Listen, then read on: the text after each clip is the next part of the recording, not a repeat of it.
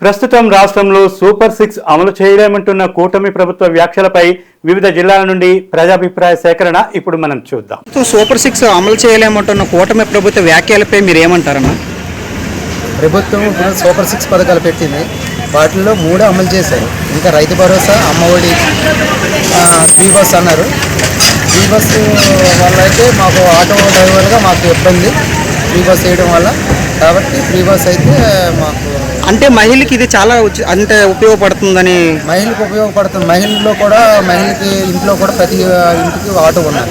ఇప్పుడు 50% ఆటోలు ఉన్నాయి. ఆటోలు మనం బతికిన వాళ్ళు అందరూ. కాబట్టి ఏంటంటే అనుకుంటే ఫ్రీ బస్ వల్ల మాకు ఆటో వాళ్ళకి మేము 4-5 లక్షల రూపాయలు ఇచ్చే బళ్ళు కొనుక్కొని రోడ్డు మీద బస్ ఫ్రీ బస్సులు ఇచ్చిన తర్వాత మా ఆటో సర్వీసులు ఉండదు. ప్రస్తుతం సూపర్ 6 అమలు చేయలేమన్న కూటమి ప్రభుత్వ వ్యాఖ్యలపై మీరు ఏమంటారు సార్? ఈ వర్క్ పైన అయితే నేను అది ఇవ్వలేదనుకుంటే ఈ ఆటో వాళ్ళకి కానీ, రైతులకు కానీ, అమ్మఒడి కానీ ఇటువంటివన్నీ ఇచ్చినప్పుడు వీళ్ళు కూడా ఒక బాధ్యత లేకుండా వ్యవహరించారు. డబ్బులు సక్రమంగా ఖర్చు పెట్టలేదు. ఏదో వస్తుంది కదా, ఫ్రీ వస్తుంది కదా అని చెప్పి పుస్తకాలు ఖర్చు చేయడం, ఉపయోగం లేకుండా పోగొట్టుకున్నారు. ఈరోజు చంద్రబాబు నాయుడు ఇవ్వలేదంటే ఇచ్చినట్టే పని చేస్తారండి. ఇవ్వడం అనేది కరెక్ట్గా ఉన్నాను, ఇవ్వడం వల్ల కరెక్ట్ కాదు. ఇవ్వకపోవడం మంచిది. ఒకడు జాగ్రత్తలో ఉంటాడు.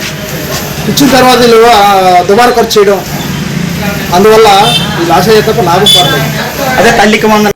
అందరికీ నమస్కారం అండి. నా పేరు ధనాలకోట శ్రీకాంత్. ఈ రోజుని కూటమి ప్రభుత్వం ముఖ్యంగా సూపర్ 6 లో భాగంగా ప్రతి ఒక్క కార్యక్రమం అమలు చేసే దశలోని కొద్ది జాప్యం అయితే జరగడం అయితే జరిగింది. దీనికి ఎటువంటి ఆధైర్యపడాల్సిన అవసరం లేదు. ఎందుకంటే చంద్రబాబు నాయుడు హామీ ఇవ్వడం అయితే జరిగింది. ఈ ప్రతి ఒక్క కార్యక్రమాన్ని అమలు చేయడం అయితే జరుగుతుంది. ఎందువల్లంటే ఏ కార్యక్రమం కార్యాచరణ జరగాలంటే కొద్దిగా టైం పడుతుంది. ఎందుకంటే కొత్తగా ప్రారంభమైన ప్రభుత్వానికి ఎన్నో లోటుపాట్లు అయితే ఉండడం అయితే జరుగుతుంది. అవన్నింటినీ సమగ్రంగా ఒక కార్యాచరణ తీసుకొచ్చి సూపర్ 6 అనే కార్యక్రమాన్ని ముందుకు తీసుకెళ్లే విధంగా చంద్రబాబు నాయుడు గారు అయితే మనకి హామీని అయితే ఇవ్వడం అయితే జరిగింది. సూపర్ 6 అమలు చేయలేమంటున్న కూటమి ప్రభుత్వ వ్యాఖ్యలపై మీరు ఏమంటారు సార్? ఇప్పుడు హామీలు ఇచ్చేటప్పుడు చంద్రబాబు తెలియదా? ఒక 14 సంవత్సరాల అనుభవం సీఎం అతను. నేను అనుభవించండి, సంపద సృష్టిస్తాను, రాష్ట్ర ఆర్థిక పరిస్థితి బాగు చేస్తాను, నన్ను నమ్మి ఓట్లు వేయండి అని ప్రతి పిల్లడు కూడా 15,000 ఇస్తామన్నారు చదువుకున్న పిల్లడు కూడా. ఇప్పుడు ఎడ్యుకేషన్ కూడా పోయింది. చేతగానప్పుడు హామీలు ఎందుకు ఇవ్వాలి? అవును, జగన్ అలా చేసేటప్పుడు ప్రతి పేదవాడు కూడా సుఖ సంతోషాలతో ఉన్నాడు. ఈరోజు ప్రతి పేదవాడు రోడ్డు ఎక్కలేకపోతాడు. మద్యం నాణ్యమైన మద్యం ఇప్పిస్తున్నాడు. అది కూడా రేట్లు పెంచేశాడు. ప్రజలు చాలా ఇబ్బందులు పడుతున్నారు. ఆయన సీనియర్ లీడర్ అని చెప్పాడు, ప్రజలు మోసం చేశాడు. సంపద చేస్తానన్నాడు, ఇన్ని పథకాలను ఇవ్వగలని చెప్పాడు. 15 సంవత్సరాల అమ్మాయికి నెలకు 18 సంవత్సరాలు దాటిన అమ్మాయికి నెలకు 1,500 ఇస్తానని చెప్పాడు. అలాంటి మోస హామీలతో ఎందుకు జనాలు మోసం చేయాలి? చేతగానప్పుడు గవర్నమెంట్ దిగిపోవడం మంచిది. అంటే చంద్రబాబు నాయుడు గారు గతంలో ప్రభుత్వం ప్రజలపైన బాగా ఒత్తిడి తీసుకొచ్చింది. మాకు ప్రభుత్వానికి డబ్బు లేదు, అప్పుల్లో ఉంది. పాత ప్రభుత్వం బాగా ముంచేసి అప్పులు పెట్టేసి అప్పుల్లోనే ఉంటే మేము ఇప్పుడు పదవిలోకి వచ్చాం. కాబట్టి ఈ అప్పులు ఎలా తీర్చటమా, ఏం చేయడమా అన్న వీళ్ళ దగ్గర నుంచి ఆ మాటలు వినపడుతున్నాయి. కానీ ఒక మాట అడుగుతున్నానండి, ఆ పాత ప్రభుత్వం అప్పుల్లో ముంచేస్తే మీరు ఆ అప్పుల్ని మాకు చూపిస్తే మరి నిత్యావసర వస్తువుల్లో మీరు ఎందుకు ధరలు పెంచుతున్నారు? మరి దేనికి ధరలు పెంచారు? ప్రజల మీద ఈ ధరలు ఒత్తిడి ఎందుకు తీసుకొస్తున్నారు? ప్రతి ఒక్క వస్తువు కూడా విపరీతమైన డబల్ రేట్లు పెంచారు. కొనుక్కోలేని పరిస్థితి. ఈ మద్యాన్ని విచ్చలవిడిగా పారిస్తున్నారు. తాగడానికి ఎక్కడ మంచి నీళ్ళు అన్నది దొరకట్లేదండి. అడుగడుకు సంవత్సరానికి వీరికి మద్యం మాత్రం దొరుకుతుంది.